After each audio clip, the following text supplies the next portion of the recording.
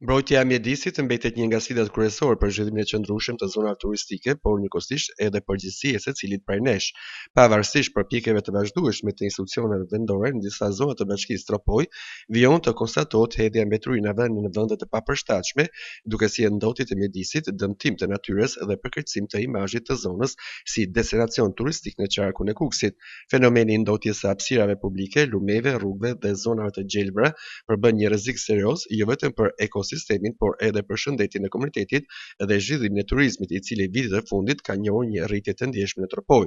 Pamjet e veturinave të hedhura pa kriteret cënojnë bukuritë natyrore të zonës alpine dhe krijojnë një perceptim negativ të vizitorëve vendas dhe të huaj.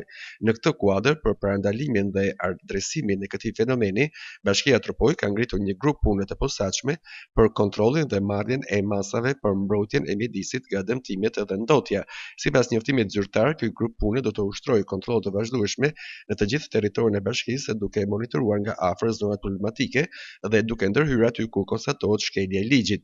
Grupi i punës do të bashkëpunojë ngutësisht me kryetarët e fshatrave dhe strukturat lokale për të evidentuar çdo problematikë që lidhet me mirëmbajtjen e mjedisit, menaxhimin e mbetjeve dhe respektimin e hapësirave publike.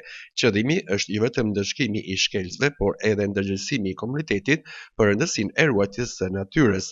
Bashkia bën të ditur se hedhja e veturinave në kundërshtim me ligjin do të ndëshkohet me masa administrative në përputhje me aktet ligjore në fuqi. Masat synojnë të vendosin përgjegjësi individuale dhe të dekurajojnë sjelljet që dëmtojnë mjedisin.